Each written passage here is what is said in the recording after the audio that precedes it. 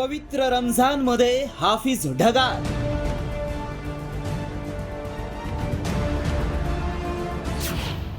Most wanted Hafiz सईदला कंठस्नान.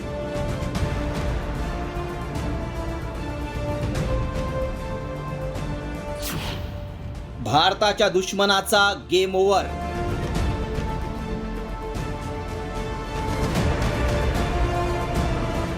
पाकिस्तानमध्ये बसून भारतात दहशतवादी कारवाया करणाऱ्या हाफिज सईदचा पाकिस्तानातच आपल्या चेल्या चपाट्यांसोबत खात्मा झाल्याचा दावा करण्यात आलाय.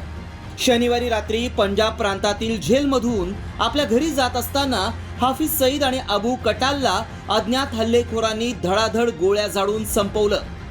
हाफिजच्या हत्येनंतर लष्कर ए तोयबा आता सैरभैर झाली आहे. हाफिजच्या हत्येच्या बातम्यांनी सोशल मीडियात धुमाकूळ माजलाय.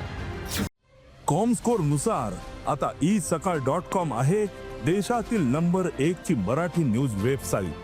प्रत्येक अपडेटसाठी isakal.com ला नक्की भेट द्या. संयुक्त राष्ट्र आणि अमेरिकेनं घोषित केलेला आंतरराष्ट्रीय दहशतवादी म्हणून हाफिज सईदची ओळख आहे. लष्कर ए तोयबा आणि जमात उद दावा या दहशतवादी टोळीचा तो प्रमुख होता. मुंबईतल्या 26/11 हल्ल्याचा मास्टरमाइंड म्हणून तो ओळखला जातो. तसंच पुलवामा हल्ल्याचा तो मुख्य सूत्रधार देखील आहे. अमेरिकेनं हाफिजवर तब्बल $1 कोटी बक्षीस लावलंय.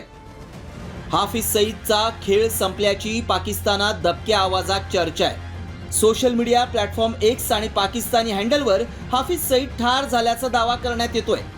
खुद्द इम्रान खान आणि पार्टीच्या एका नेत्यानं तसा दावा देखील केलाय.